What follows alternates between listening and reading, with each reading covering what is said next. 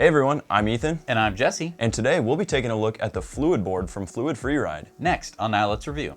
Before we get into the video, I just want to let you know that FluidFreeride did send us this board free of charge for the review. But we are not being paid to do this review, and all of our thoughts and opinions are based purely on our testing and experience with the board. Now with that out of the way, I just want to say that I absolutely love this board. I have been riding it so much, I've been having so much fun with it. This is the first time this board has been in the studio because it's been living at my house. And I just want to talk a little bit about FluidFreeride. They are a scooter retailer. They've been selling lots of really high quality, high performance scooters. They have great customer service. Amazing. They're an American company. They're based in Florida, and we've had really good experiences with problems that we've run into with our scooters, usually our fault, and they've been very kind and very helpful. So keep that in mind while we review this board. With the purchase of the Fluidboard, FluidFreeride actually includes a helmet and a set of knee pads, elbow pads, and wrist guards. Wait, you mean like you have to pay for them? No, they're included. They're free with the purchase of the board. So, I mean, you're going to be getting wrist guards, which I think are underrated, as well as knee and elbow guards. I mean, that's a really good value. It's almost a $100 value, and they just include it with the purchase of the board. So they really care about your safety and your overall experience with their products. They're doing this for people right now? Yes, actually, it's for everyone. It's on their website, it's a promotion right now. So if you buy this board, you will be getting safety gear as well. Wow, I mean, that's awesome, and I highly encourage you wear safety gear. Yes, especially if you're new to riding. The impressive build quality is what really caught me, especially at this price. The trucks and wheels are solid, and the battery and controller housing are made of metal. It has a bamboo and maple deck, has a bit of a medium flex to it. Nice high quality grip tape tops off the board. The styling is very simple. It doesn't have any crazy patterns or decals, and I'm a fan of simple styling. Unless you look closely and see the hub motors and the battery pack underneath, you wouldn't really notice that this is an electric longboard. And generally, that's the way I prefer electric bikes and longboards to be. People can be a little uptight when you're on a bike path and there's a sign that says no motor vehicles. They meant no motorcycles, no dirt bikes, no gas-powered vehicles. No ATVs, things that you wouldn't want running, behind people's houses on some beautiful bike path. Exactly. But this is the same as any longboard. It doesn't make any more noise. You don't have to do as much work. Exactly, and that's why I hate when people give you crap about it, and especially they give you a lot of crap about it when it's very obvious that the vehicle you're on is electric. With something like this, it's so simple and basic looking that no one even really noticed when I was testing it on a bike path. The Fluidboard comes with these protectors that go on the front and the rear of your board. Helps protect, if you run into a curb, if you launch it and you weren't quite ready and it goes and hits something. Nice to have a little bit of protection to keep your board in nice shape for the long haul. The board has a handle cutout in the deck, which makes it easy to carry around. And since it only weighs 17 pounds, most people aren't going to have a hard time bringing it inside or lifting it into a car. Is 17 pounds heavy for a longboard? For a longboard, yes. Usually they're very light, only I would say probably 4 to 5 pounds. And I mean, does this make a difference while you're riding? The only time you really notice the weight of this board making a difference is when you're going over rougher terrain. Lighter longboards, because they don't have as much mass and momentum, they kind of stop when they hit things. With this, because it weighs more, it kind of just plows through things and goes over rougher bumps, so it actually works as an advantage in some situations. The Fluidboard has 350 watt motors on each of the rear wheels, which provide excellent torque and acceleration, brings the board up to a top speed of 23 miles an hour. The Fluidboard is genuinely quick, and it's hard to explain what the acceleration of an electric longboard feels like since it's so unique compared to scooters and bikes. Considering this is so much smaller and lighter than an e-bike that weighs 50, 60, 70 pounds and has almost the same amount of power, this thing rips. We actually did a side-by-side comparison between the Fluidboard, the Rideal, and just kicking off on a normal longboard. So if you look now, you can see the speed comparison. Sometimes that actually makes the board safer because you could be getting out of trouble, getting out of the way of an oncoming bus. The wheels are bigger than standard longboard wheels, and they grip well and allow for smooth, confident turning. So one of the reasons they used bigger wheels is, both so you can fit a motor in there, a powerful motor, and also they needed to raise the deck height so that way they could fit the battery and the controller safely underneath.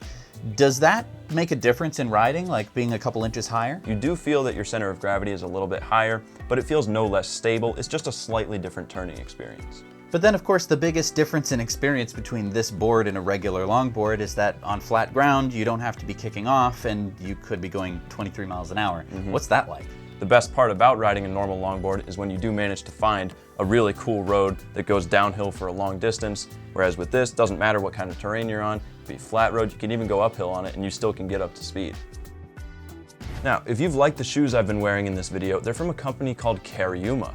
We recently partnered with them and they make sustainable shoes out of eco-friendly materials without compromising style and comfort. These are the Oka High shoes. I've also worn the EB High shoes in this video, but if you want something a little different, Cariuma has a large range of styles, colors, and fabrics to choose from. If you want to pick up a pair for yourself, head on over to cariuma.com and use the code in the description to get free express shipping on your order. On the bottom of the board is the battery pack and the control unit. The battery is a 36 volt, 6 amp hour battery from Sony that, according to FluidFreeride, gives the board a realistic range of 15 to 20 miles. Does it go 15 to 20 miles? It absolutely does. I tested the range of this board on a bike path with mostly flat ground and at an average speed of between 10 and 15 miles an hour, and I got 17.5 miles out of this board, which sounds too good to be true that it's dead center of their claimed range, but it absolutely is true. Now with any powered vehicle, you can get a better or a worse range depending on the conditions. You know, more hills, less hills, faster speeds, slower speeds. It all makes a difference, but it's nice with a reasonable speed that you were able to actually hit the stated range of the board. Recharging the battery should take somewhere between 3 and 4 hours, and considering it's light and easy to carry inside to a destination, it has the potential to be a fantastic commuting vehicle. Just remember to pack the charger. Underneath the board, there's a small screen that displays battery level percentage and current voltage. The remote control for the FluidBoard is very smooth and extremely easy to use.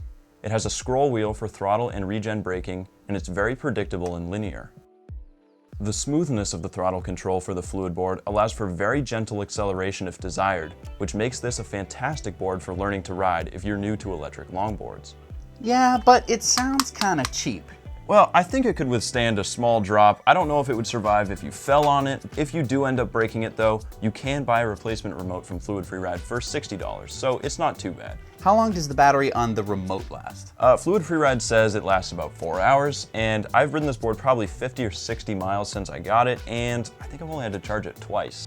The remote also does have a switch for changing between forwards and reverse. Why do you need reverse on a skateboard? My best guess would be that if you fall off the board or the board gets away from you, you could just flip it into reverse and drive it back towards you without having to chase after it, maybe dart through traffic or run out into a busy street. The remote also has a power button which doubles as a board battery indicator and a speed mode button to change between the 3 speed modes of the board. So the 3 speed modes are a beginner mode that limits the speed, an intermediate mode that limits the speed slightly less, and then an advanced mode which allows for the full top speed of the board. So this is good if you're starting out or if you're like in an area where you don't want to be actually getting up too fast, because there's nothing telling you like you're going 23 miles an hour. You just have to kind of guess when you're on the board. Exactly.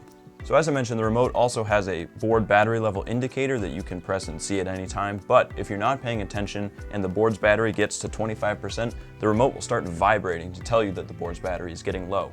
It will also start vibrating again at around 12%, so it will continue to warn you as you get lower and lower, basically telling you that you need to find a place to charge or turn around if you're close to home. So for people who aren't like skaters or thrashers or longboarders, but they see this product and they're like, wow, I really want to do it. It looks cool. How difficult do you think this would be to pick up? Based on my experience, I think for a new rider, this is a great board to start on. So do you want to give it a try? Sure. This was really nice. Nice, big, stable deck. I felt really comfortable. The thing that I really liked, I didn't have to kick off. The scariest part for me was having 1 foot on the board when I had to do it at my friends' houses. The other thing too was I could actually apply the brake, stand on the board so it wouldn't like roll out from under me, which really boosted my confidence, and I felt like I was able to learn way quicker, and pretty soon I was zipping around. The other thing that I really liked was the braking, not just for getting on the board, but also for, well, braking, slowing down. Exactly. I don't really know how you slow down on a longboard. You usually just jump off. You know, if you're going too fast, you either jump off. Some people can do what's called sliding, where as it sounds, you basically drift the board to slow down. I'm not that good, I can't do that. Another thing you can do is also drag your shoes if you're not going super fast, but That all sounds really difficult. It is, and it's not exactly the safest thing to do either. And I really like that it's regen braking. Yeah, so as you use the brakes, you're actually putting energy back into the battery that you can reuse as motor power to get more range out of the board. Yeah, I mean, first of all, it's a great safety system because with your hand, you can slow yourself down. And then, yeah, extend the range of the board. It's awesome, and I love it, especially as a newbie. But now, what if I do run out of power? I mean, it is a board. Can I just ride it like it's a regular longboard? You can. It is very usable as a regular longboard. It is a bit heavier, so you do have to push a little harder to get it going. But once you're going, yeah, you can ride it like a normal board. So you're not going to be stranded anywhere. You would never know that the FluidBoard was FluidFreeride's first venture into electric longboards because they absolutely nailed it. The FluidBoard punches well above its price point. As of writing this review, the FluidBoard is listed at $699 US on FluidFreeride's website. This board is an incredible value because if you think about what boosted boards cost, they're the premier brand of electric longboards, they're starting at $1,200 and they have less range than this. This costs $700 and has significantly more range than a boosted board. I have absolutely no issues with this board. I love it. In an ideal world, yeah, a little more range would be great, but considering this is the real world, everyone has a budget, this is an incredible value for the money. All right, well, this has been the FluidBoard by FluidFreeride.